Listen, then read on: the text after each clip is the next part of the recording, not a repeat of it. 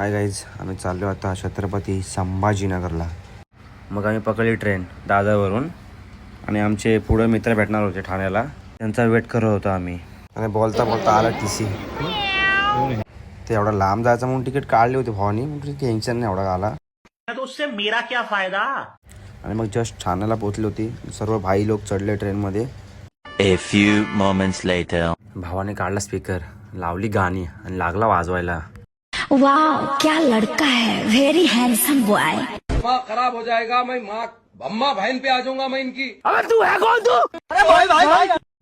जसा त्याला समजला मी व्हिडिओ काढते लगेच मान पलटली.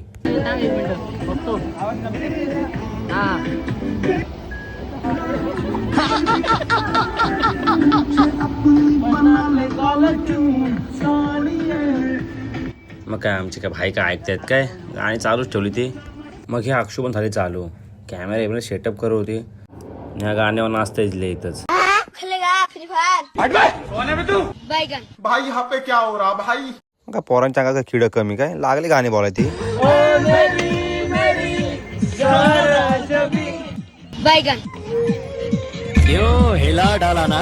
ये बाबूराव का स्टाइल है. भाई यहाँ पे क्या हो रहा भाई. हमारे मतलब बाप को मत सिखा चल.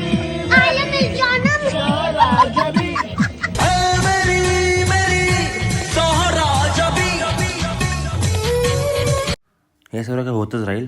तुम्ही बाहेरचा व्ह्यू बघा, एक नंबर. जरा आम्ही लेट घेतला, दिसला नाही आम्हाला. नंतर दिसल्यावर घेतला लगेच कॅप्चर करून. बादशाह वाटत, एक नंबर वाटत होता. किरीश का सुनने का गाना अभी मजा आएगा ना भिड़ो.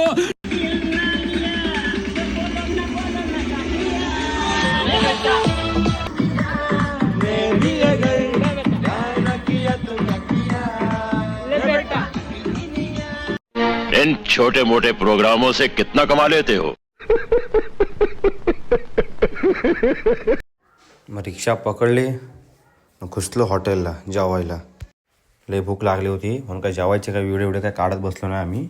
आणि सर्वात महत्त्वाचं, जेवल्यानंतर तिथली बडेशाप असताना ती घ्यायची उपकळीत.